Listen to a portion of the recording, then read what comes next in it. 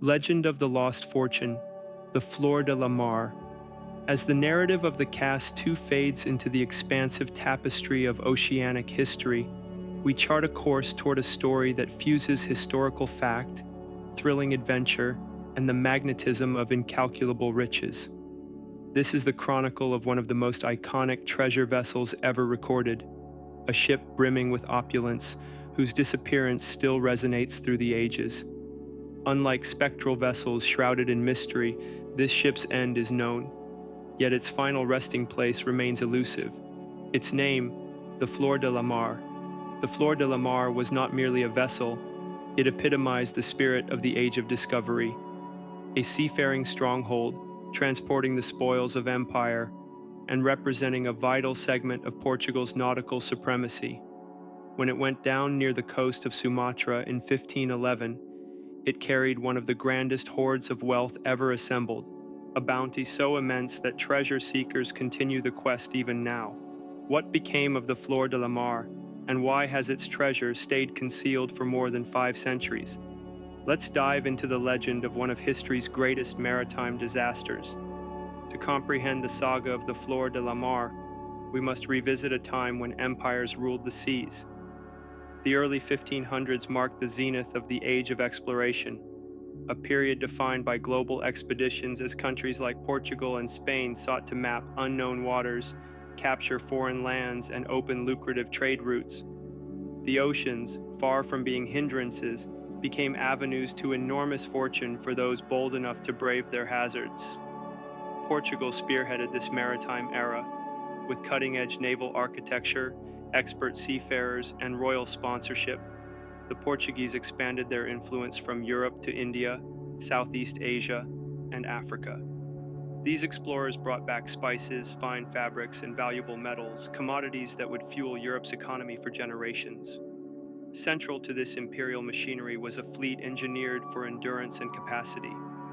Among them stood the Flor de la Mar, a towering Portuguese carrack, constructed in 1502. Weighing over 400 tons, she was a marvel of naval design, showcasing Portugal's technological prowess and ambition. Her massive frame made her ideal for carrying great loads, but it also made her unwieldy at sea. The ship was infamously top-heavy and unstable in rough conditions. Despite these limitations, she became a dependable asset, transporting essential goods between colonies and the homeland. But the Flor de la Mar was more than a merchant ship. She symbolized Portugal's mastery of the sea. Her voyages were not simply trade missions, but declarations of colonial authority and control over global commerce. By 1511, the ship had nearly 10 years of service under her belt. That year, she was dispatched on a mission of tremendous importance. Under the leadership of the renowned Afonso de Albuquerque, Portuguese forces had captured the Sultanate of Malacca, a bustling trade hub and a crucial junction in the spice trade. This victory was monumental, strengthening Portugal's hold over Southeast Asia and opening new channels for commerce. As part of the spoils from this conquest, the Flor de la Mar was loaded with an astounding trove of riches: gold, gemstones, and irreplaceable artifacts seized from Malacca's rulers. The sheer value was astonishing, even by modern benchmarks. It was more than wealth. It was a declaration of newfound dominance. The treasure was intended for King Manuel I in Lisbon, a gift to reinforce his power and celebrate Portugal's growing empire. For Albuquerque, this voyage wasn't just a delivery, it was a final, crowning achievement. Yet, as the Flor de la Mar departed Malacca in November 1511, the unpredictable ocean had other intentions. Heavily burdened with her largest ever cargo, gold, silver, pearls, and royal heirlooms, the ship set course for Portugal. Aboard were Albuquerque and a small retinue of soldiers, weary but victorious. For them, the voyage represented a triumphant return. But the Strait of Malacca, then as now, is one of the most treacherous stretches of water on Earth. Dangerous currents, mobile sandbars, and violent squalls made navigation perilous, especially for a ship of the Flor de la Mar's size and temperament. Her vast hull, suited for storage, made steering her through narrow, volatile waters a nightmare.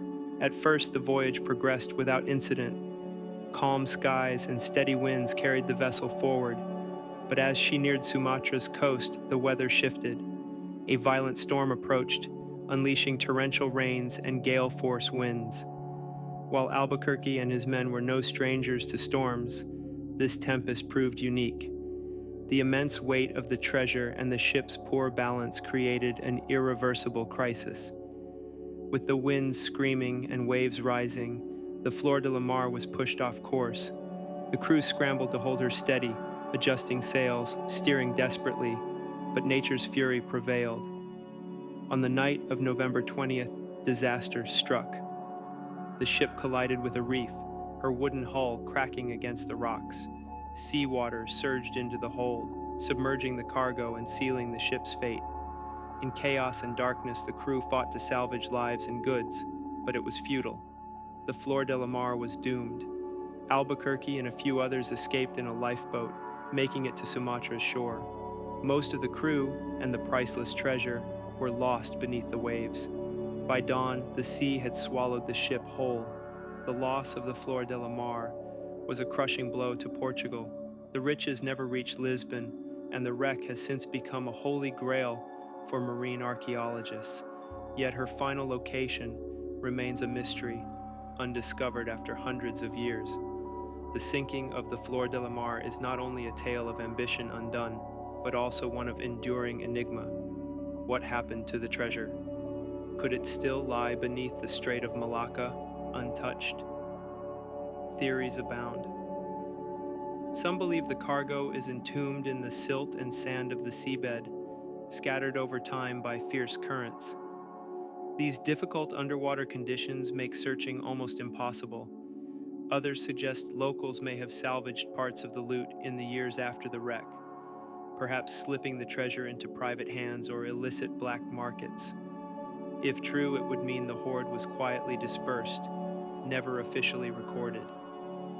Still more speculation revolves around competing colonial powers. The early 1500s were rife with rivalry, and some theorists propose that the treasure was retrieved covertly and funneled into political agendas or military exploits. Though unproven, it adds another level of intrigue. Modern technology has renewed the hunt. Innovations like sonar imaging, underwater drones, and magnetometers have enabled researchers to explore regions once deemed unreachable. Some expeditions claim to have located anomalies that might indicate the wreck's presence, but poor visibility and the sheer number of shipwrecks in the strait continue to complicate verification. There are even more mystical beliefs: that the Flor de la Mar is cursed, protected by supernatural forces destined to keep its treasure hidden forever. Though scientifically baseless, such legends speak to the almost mythical aura surrounding the ship. But this story is more than lost wealth. It encapsulates a turning point in maritime history. The wreck of the Flor de la Mar illustrates the perils of expansion and the fragility of even the greatest empires when confronted by nature's fury. For treasure hunters, the ship represents the ultimate quarry. Recovering its cargo would be one of the most significant discoveries in nautical archaeology. Despite countless missions, both professional and personal, the ship remains elusive. Even so, the search has advanced marine exploration itself, pushing boundaries and yielding insights into the ocean's depths. The legend has also infiltrated culture, inspiring documentaries, literature, and cinema. The notion of treasure waiting to be found continues to enthrall.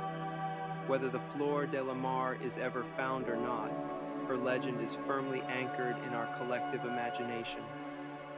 The advent of sophisticated tools like side-scan sonar and submersible drones brings new optimism. These instruments have already revealed long-lost wrecks, sparking hope that the Flor de la Mar may soon follow. Still, challenges remain. The Strait of Malacca is among the busiest maritime corridors in the world, littered with centuries' worth of wreckage. Identifying the Flor de la Mar requires meticulous analysis. and should it be discovered, political tensions may emerge. Its location in disputed waters raises thorny legal questions about ownership and rights to the treasure. Yet none of this has diminished the magnetic pull of the legend. The Flor de la Mar endures as a symbol of human tenacity, greed, ambition, and the irresistible call of the unknown. Secrets of the Devil's Triangle, Japan's haunted waters. After parting ways with the saga of the Flor de la Mar and its lost fortune buried beneath the tides of time, we now shift our gaze to a new nautical mystery. This time, it's not merely about a vanished vessel or legendary riches. It concerns a vast maritime zone that has perplexed sailors, scholars, and historians alike for generations. This area, bearing several names, the Dragon's Triangle, Mano Umi in Japanese, and most famously, the Devil's Sea, remains cloaked in folklore, peril, and inexplicable events. Situated in the Pacific Ocean off Japan's southeastern shoreline, the Devil's Sea draws frequent comparisons to the notorious Bermuda Triangle. But where the Bermuda Triangle evokes stories of disappearing planes and ships in the Atlantic, the Devil's Sea harbors eerie tales of its own. Here, vessels vanish into thin air, navigational instruments malfunction unpredictably, and anomalies appear that defy all scientific reasoning.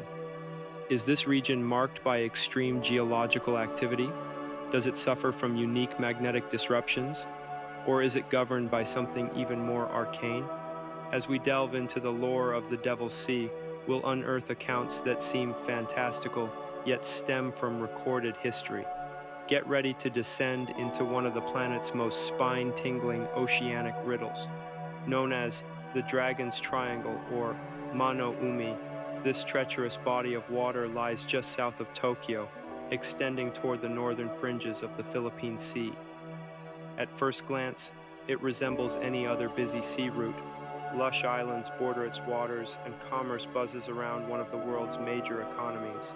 But underneath its ordinary exterior lies a dark legacy that has terrified sailors and travelers for centuries.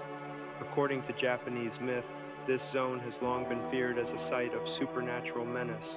Folklore tells of monstrous sea dragons erupting from the depths, devouring ships and crews in a heartbeat, leaving only disturbed waves and silence in their wake. Old maritime charts from early Japanese explorers sometimes mark the area with ominous symbols, a graphic warning to steer clear. Though rooted in legend, such stories often served as real warnings about the tangible hazards of navigating this unstable stretch of sea. The Devil's Sea hasn't just scared ancient mariners. In recent centuries, it has earned a sinister reputation akin to that of the Bermuda Triangle. It, too, has been the site of unaccountable disappearances involving vessels, aircraft, and entire crews. Though Western attention often focuses on the Atlantic's Bermuda Triangle, the Devil's Sea holds greater historical weight in East Asia, especially within Japan and its neighbors. Part of its dangers come from geography. This sea lies atop the volatile Pacific Ring of Fire, a tectonic hotspot prone to earthquakes and volcanic eruptions. Sudden storms, deadly waves, and unpredictable currents make it hazardous even for today's sophisticated vessels. What sets the Devil's Sea apart, however, is the consistent reports of seemingly paranormal events. Mariners speak of compasses spinning erratically, glowing orbs above the sea, and an eerie absence of sound, as if nature itself holds its breath. By the mid-1900s, the Devil's Sea had caught the attention of the wider world. Its notoriety reached a climax in the 1950s when a chain of disappearances propelled it into global headlines. One particularly haunting case was that of the Kiyomaru No. 5, a Japanese research ship tasked with studying the same mysterious forces it would ultimately fall victim to. In 1952, growing unease about the sea's reputation prompted the Japanese government to act. Fishermen, shipping companies, and even the military were increasingly worried about the strange vanishing acts. Some ships had simply disappeared, others reported bizarre issues, electronics failing without reason, luminous shapes in the sky. To investigate, Japan dispatched the Kiyomaru No. 5, equipped with advanced tools to detect geological and magnetic anomalies. Crewed by experienced sailors and scientific experts, the mission was seen as an opportunity to re-establish maritime confidence. The voyage began smoothly. Updates flowed in as the vessel collected data. But on September 24, 1952, contact was abruptly severed. Attempts to reconnect via radio were futile. At first, many believed it to be a technical issue, common in areas affected by magnetic disruption. But as days passed, the grim truth set in.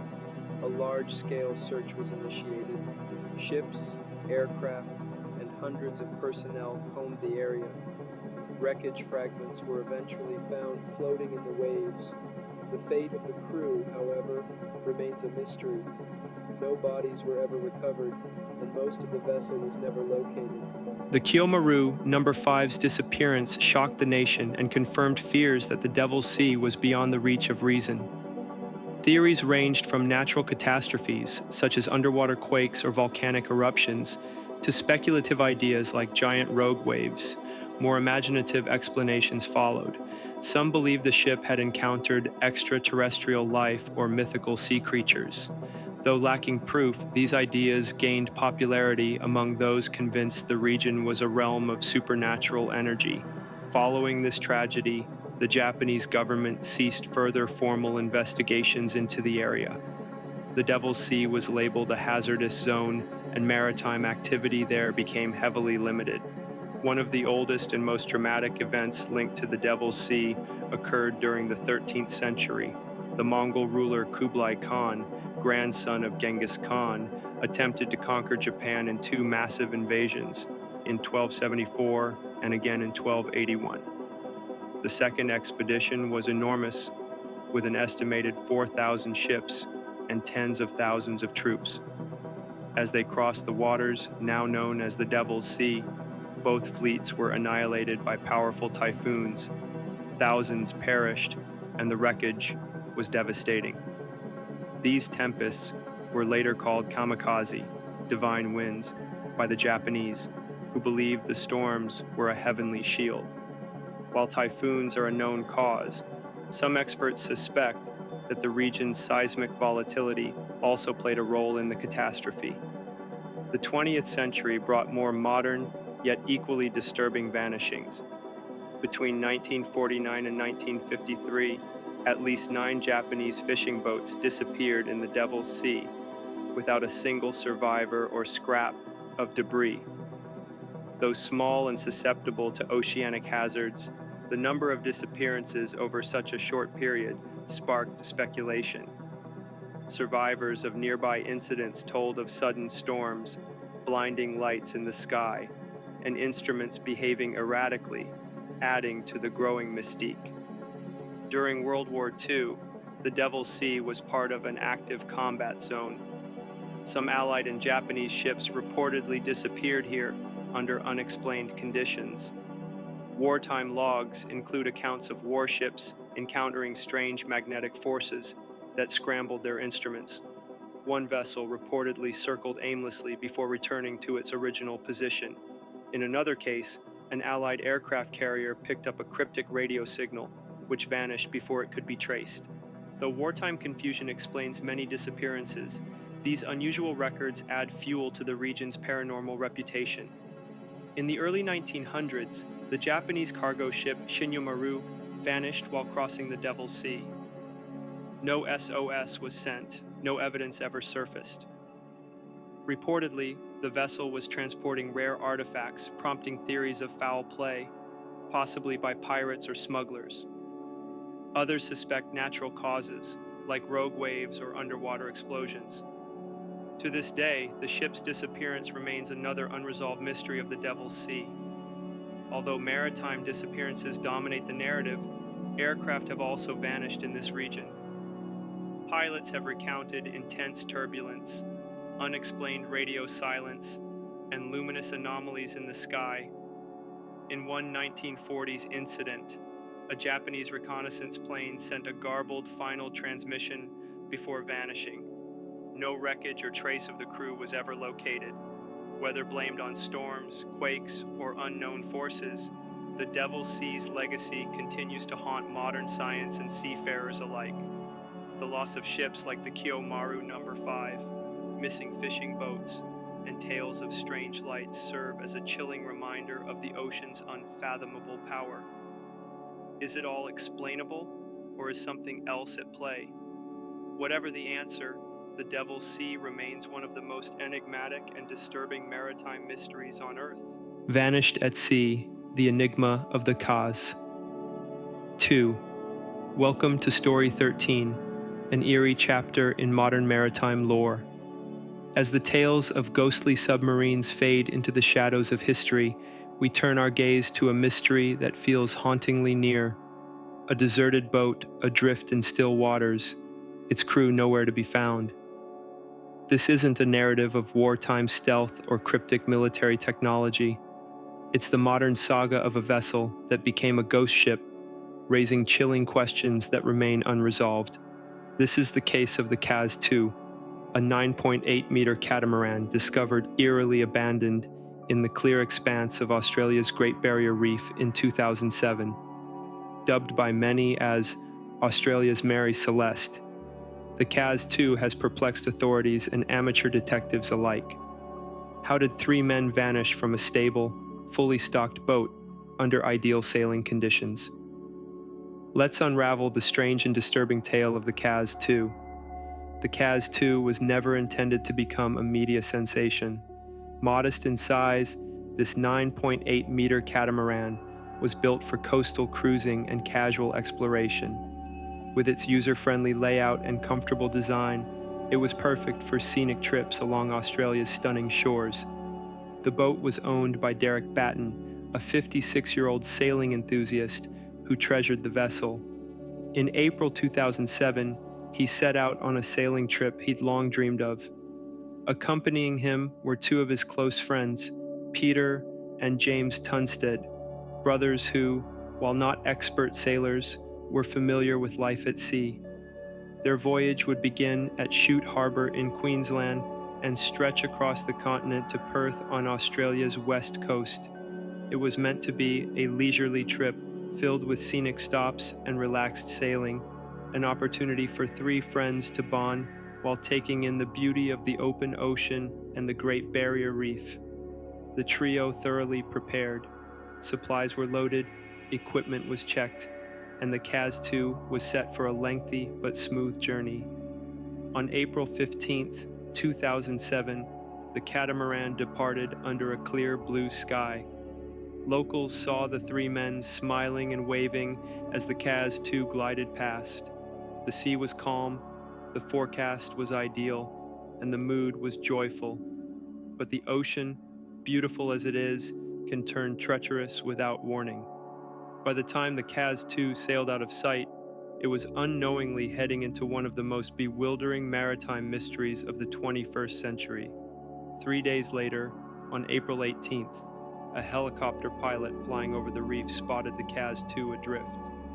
At first glance, it appeared to be sailing normally, but something was amiss. The boat wasn't maintaining a course. It was drifting aimlessly, with its sails fluttering loosely in the breeze. Authorities were quickly alerted, and a rescue crew was dispatched. What they found was chilling. The catamaran was completely intact. The engine was still humming. Navigation systems were fully functional. The cabin was pristine. A coffee cup sat half full. Clothes were folded neatly. A laptop glowed faintly with its screen still on. The logbook's most recent entry had been made only hours before the boat was found. In the galley, provisions remained untouched. Fishing gear trailed behind the boat, its lure catching the sunlight. Everything seemed frozen, except the crew was gone. There were minor anomalies. One sail was ripped. A life ring was missing, but all the life jackets remained on board. There was no damage, no sign of a struggle, no blood, and no distress signal had been sent. It was as if the men had simply evaporated into thin air. The Caz 2 wasn't wreckage. It was a functioning boat, gently drifting in calm waters. The missing crew made the scene deeply unsettling. Why had they left the boat? Why had they not used emergency equipment or radioed for help? Authorities launched an intense search. Helicopters, planes, and rescue vessels scoured hundreds of miles across the reef's intricate network of channels, but no trace of Derek, Peter, or James was ever found. The mystery sent shockwaves through Australia. The media quickly began calling the CAS 2 Australia's Mary Celeste, echoing the 19th century ghost ship found adrift in the Atlantic Ocean. In both cases, fully functional vessels were discovered empty, their crews vanished, leaving behind only haunting silence. For the families, this discovery was not closure, it was the beginning of agonizing uncertainty. How could three men vanish from a stable boat under such calm conditions? As investigators dug deeper, the mystery only grew. The boat's GPS logs showed it had traveled normally until April 16th. Then its movements turned erratic, looping, circling back, drifting unpredictably. This continued until its discovery 2 days later. The fishing line trailing off the stern hinted that one of the men had been fishing. Could someone have fallen overboard while reeling in a catch? And if so, why didn't the others throw a life ring or activate emergency systems? Why were the life vests untouched? The torn sail suggested a squall or sudden weather event, yet forecasts reported calm seas throughout the period. The running engine, the orderly interior, these all pointed to a sudden and unexpected event. There was no sign that the crew intended to abandon ship. Foul play was considered. Could another vessel have intercepted them? While piracy is uncommon in Australian waters, it wasn't ruled out. But again, no signs of violence, no missing valuables. An outside attack seemed unlikely. One plausible explanation was a tragic sequence of small accidents. Perhaps one man fell overboard while fishing. In trying to rescue him, the others may have suffered the same fate.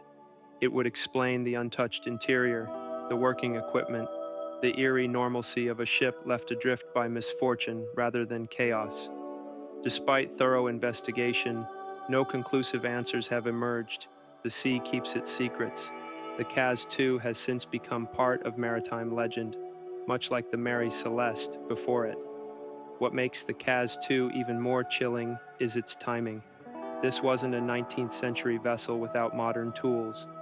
It disappeared in 2007, with a running engine, a GPS, and radio systems fully functional.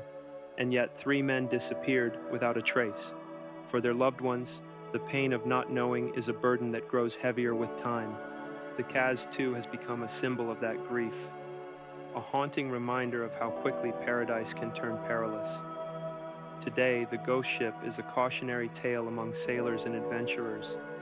It reminds us that even in an era of GPS and satellite tracking, the sea remains unpredictable, unforgiving, and at times, unknowable.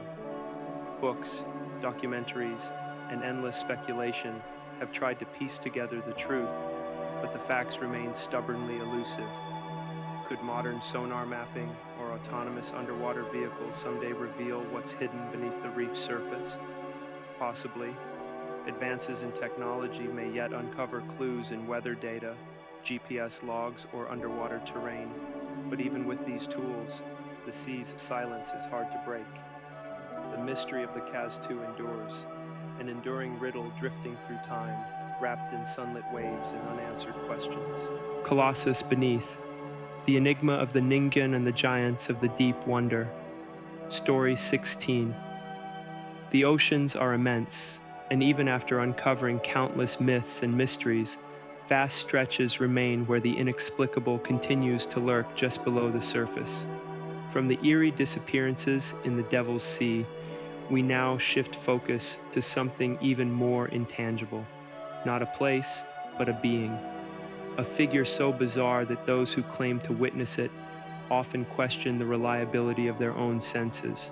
This being is pale, titanic, and disturbingly humanoid in appearance, yet unmistakably not human. It glides silently beneath the waves, only emerging under the cover of darkness or within the frozen extremes of Antarctic waters. spotted by whalers, whispered about by scientists, and mentioned in secretive documents. This entity has sparked both fear and fascination. Some suggest it's an undiscovered animal, others think it's something beyond comprehension. This is the tale of the Ningen, a deep-sea anomaly that might be more than just legend. The Southern Ocean is among the harshest environments on the planet, a frozen expanse where sub-zero temperatures can freeze bare skin in moments. Icebergs drift endlessly, their jagged shapes hiding what may lie beneath. There's no permanent population here, only remote research outposts, military installations, and the occasional whaling ship navigating the icy seas. It's in these unforgiving waters that the first alleged sightings of the Ningen emerged. According to these accounts, Japanese whaling vessels operating near Antarctica encountered something extraordinary. At first glance, it resembled just another distant iceberg. But as they drew nearer, it became clear this mass was not stationary, it was moving, swimming. The creature was immense. Some claimed it stretched more than 100 feet in length, but it wasn't a whale, nor a fish. It was something entirely different, a ghostly humanoid figure slipping through the water just below the surface. Witnesses reported long, limb-like extensions breaking the waterline. Some even described seeing facial features, and then, as quickly as it appeared, it vanished, submerging without a trace, as if it had never existed at all. But those who had seen it knew the truth. Word of this enigmatic being traveled back to Japan, and the story of the Ningen began to circulate. Unlike many sea legends rooted in ancient lore, the Ningen is a product of the modern era. The earliest murmurs surfaced in the 2000s, when supposed crew members of Japanese government research missions shared eerie experiences from Antarctic waters. These stories ignited online forums, catapulting the Ningen into public awareness. Here's where things get more curious. The Japanese government has never officially addressed the creature. Some believe this silence is not accidental. The theory? The Ningen is not folklore, but classified. Some claim Japanese scientific installations encountered something unexplainable and have photographic or video evidence hidden deep within secure archives. But if the Ningen is real, what is it? Descriptions are inconsistent, but several key traits reappear. Chalky, nearly see-through skin, massive proportions reaching up to 100 feet, a form resembling a human with appendages that mimic arms and legs, and even what some swear are eyes and a face. It glides silently through the ocean, seamlessly blending with the ice before plunging back into the abyss. Some argue it could be a misidentified sea creature, perhaps a rare type of whale or an enormous ray, its features distorted by water and imagination. Others suggest it's a deep-sea species that only emerges in rare conditions, accounting for the limited sightings. And then there are the more unsettling possibilities. What if the Ningen is not an animal at all? What if it's something else, something unnatural? Unverified but disturbing tales mention covert Japanese military experiments in Antarctica. Some speculate that the Ningen is a life form so alien, so biologically foreign, that its very discovery is being hidden from the public. Others connect it to USOs, unidentified submerged objects, observed zipping through the ocean at unnatural speeds. Could the Ningen be part of a larger hidden phenomenon? The mystery of the Ningen stands out because it occupies a rare space where folklore, conspiracy, and scientific intrigue collide. Unlike age-old creatures of myth like sea serpents or mermaids, the Ningen is born from digital age testimonies, pixelated photos, and a strange silence from official sources. Could there be a logical explanation? Or is this one of those rare cases where reality surpasses fiction? Some experts believe the sightings could be attributed to mistaken identity. Known marine life seen under the harsh conditions of the Antarctic might appear distorted and unrecognizable. The Southern Ocean is home to elusive giants, colossal squid, jellyfish, and massive sleeper sharks, Under the right light and motion, they could easily be misinterpreted as humanoid figures. Whales, like the pale-bellied beluga, are also frequently sighted, especially given their rounded heads and ghost-like coloring, but none are quite the size or shape described in Ningen reports. And yet, unlike other cryptids quickly dismissed by academia, the Ningen is enveloped in an odd layer of secrecy. Most claims come from government-linked research missions, which fuels rumors of concealed encounters and suppressed evidence. This idea is reinforced by reports of deleted or censored posts on Japanese internet forums where original accounts once surfaced. Some users even claim that government bodies subtly discourage Ningen discussions, suggesting the creature isn't mythical at all, but real. From here, the conspiracy deepens. Antarctica is one of the most tightly controlled zones on Earth, governed by international treaties that limit private access. Could this be because of discoveries made there? Proponents of this theory believe the Ningen is more than an animal, perhaps a living anomaly that defies known biology. Some even go so far as to suggest it's extraterrestrial. The links to USOs only heighten the intrigue. Rapid, unexplainable movements of submerged objects have long been documented. Is the Ningen a part of this narrative, an ancient life form from another world, lying dormant in Earth's deepest waters? Outlandish as it may sound, the mystery strikes a chord because we know so little about the deep sea. We've charted more of the moon than we have of the ocean floor. Who knows what else is hiding in the crushing pressure and darkness? With its spectral, human-like form, the Ningen triggers something deep and instinctual, something familiar yet alien. It's the type of tale that lingers in the mind, stirring questions about what else might exist in the oceans.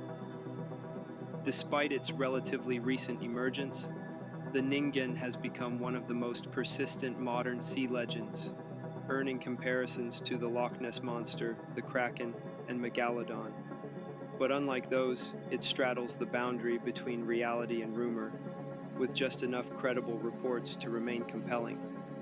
The story has entered popular media, featured in Japanese TV specials, online documentaries, and fictional works in anime and manga. Artists and writers imagine it as a spectral sentinel, a guardian of the icy wilds, appearing only when someone ventures too far into the unknown.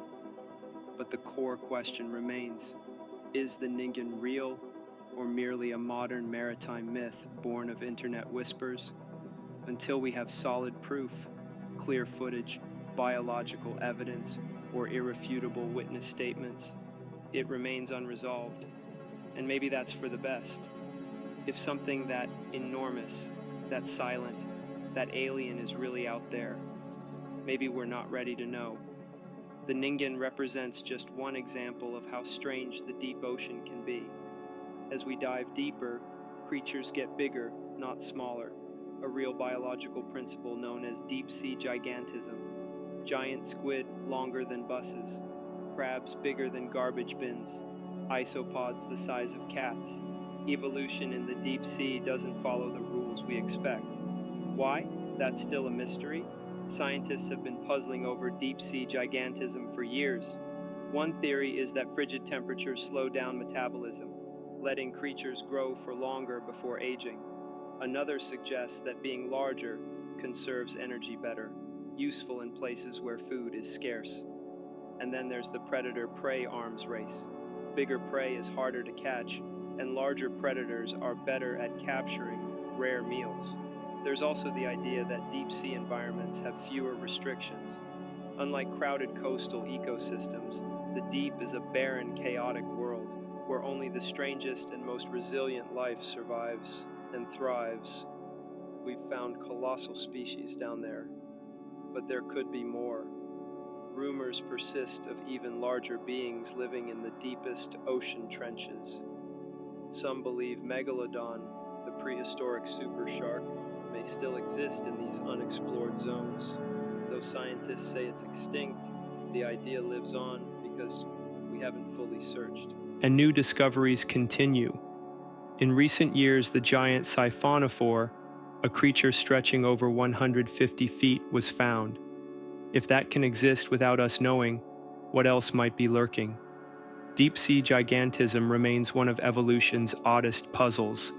It's a clear sign that Earth still has secrets, secrets hidden in darkness and pressure miles below the waves. Could the Ningen, if real, be another example?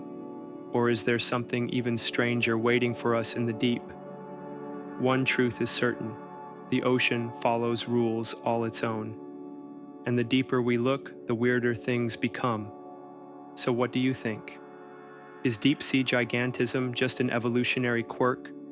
Or are there monsters in the deep we've yet to discover? Let me know in the comments.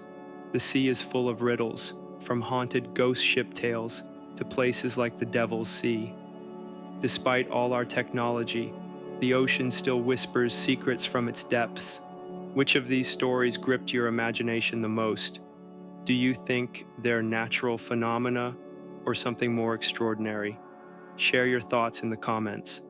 And if you enjoyed this exploration into the mysteries of the ocean, be sure to like this video and subscribe for more stories of the unknown.